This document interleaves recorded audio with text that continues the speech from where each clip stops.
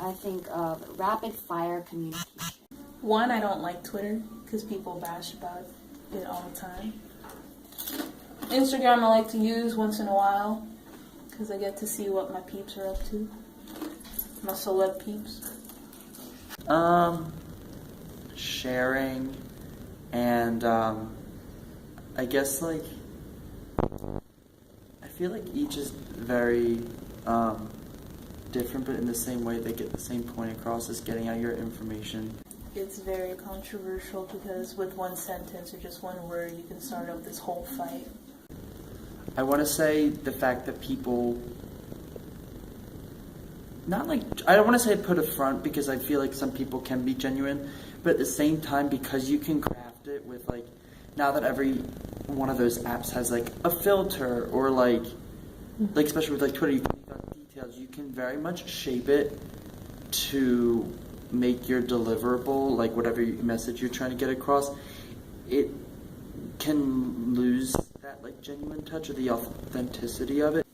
Pressure to be in constant contact with people that you don't necessarily want to be in constant contact with. I mean, there's that one thing, so-called Trump going on. I do not appreciate those words. Second, creepy clowns. You're good friends with somebody, but all of a sudden they post something that's just something that you really are, I don't want to say offended by, but I know like I have friends on both ends that like, especially with all the social and political movements, have very different things, and like these people are good friends, but then you see that they are like totally different, maybe on the political spectrum or just in like the activism spectrum. It's just like a lot with that kind of stuff. It hasn't affected me negatively, but I've seen from like that outside looking in kind of standpoint that relationships have kind of been like not ruined but shaken. I think they use it as like a record for what they've done. You know, if it's not on social media, did you do it? Did you go? Well, use it like a toy or something like that. Like they just play around with it without thinking twice of what they are doing or saying. I don't know, whatever, like I'm tagged or something, or just like that at whatever on Twitter, just like that's always kind of cool just because like I don't know, because a lot of the time when you're going on your social media, you're just scrolling through and seeing everything, but then it becomes like almost an interactive thing, like somebody has like started that interaction or conversation or whatever with you. Well, for me, I use social media a lot for my art. And I used to be really scared of showing people my art, but as I've gotten more followers on Instagram and Tumblr and stuff, I've become a lot more confident in what I can do. As much as it does deteriorate from that like interpersonal contact, at the same time I guess like I've benefited from getting an idea of people and also being able to keep up with people because relationships are important to me. So even if I don't talk to the person every day, being able to like catch up or like just like keep in the know of how that person's doing is kind of cool. So when I went home this weekend, my little brother, apparently he had this kid is 9 years old. He already had a YouTube. It starts bawling because I deleted the account. He was like, no, because he doesn't need that. And then like at the very end, after I lectured him, because he started like hitting his head on the wall, and I was like, there's a very important part of your brainstem right there. Your brainstem, that is the most important part of your body other than your heart, that if you damage that, you either die or you end up in a coma and never wake up. Like, I was literally going all straight forward with this kid because I was like, you are crying over something that's not even that important. I think it can really negatively impact how an adolescent sees themselves, because more and more we're seeing kids with body image issues and full-blown anorexia or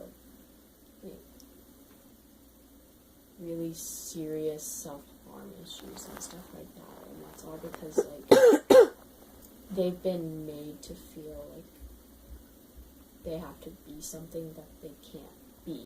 There is not this cookie cutter image of how a boy and a girl should look, because a lot of the time you will see Like, as bad as it is to say, it's either like a very like a skinny white girl or like a very buff macho guy. So I think it very much is. It like affects self-esteem because people will watch this and be like, one, it's like, why would I buy this product? Because I do not look like that. So I obviously am not good enough for this product. And also the fact that it's like, this is the image I'm repeatedly being shown. Why don't I look like this? I have Instagram, I have Facebook, I have a Snapchat. I do have a Twitter, but I do not use it. I have Facebook, Twitter, Snapchat, Instagram.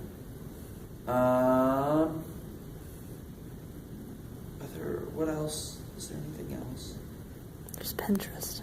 I have Pinterest, yeah. I was just at my training and I was on Instagram. I was like, what's good? I heart that. So just for Instagram, probably 1.5. But then for Tumblr, that is a deep dark hole that you can get caught in for a really long time. So that's like a 3-hour kind of thing. Actually, no, I'm being generous with Facebook. I want to say like 15. And then Instagram 10, Twitter about 7 or 8. Twitter? Not once. Various times of the day. I say I procrastinate. That's what I use. I mean, sometimes it'll be 5 minutes. Sometimes half an hour. Sometimes more than an hour. I appreciate things, but I think that at the same time, it's almost an information overload. Like, it's great that people are sharing stuff, but at the same time, people can get carried away and they share literally everything about them. It's definitely a part of my life I like to have. It's not a necessity. Like, I can survive without it, but I do like to have it so that I can keep in the know of how people are doing, what people are doing. And it's just entertaining just to see different things. You're exposed to a lot of different just stories and ideas, all that other kind of stuff.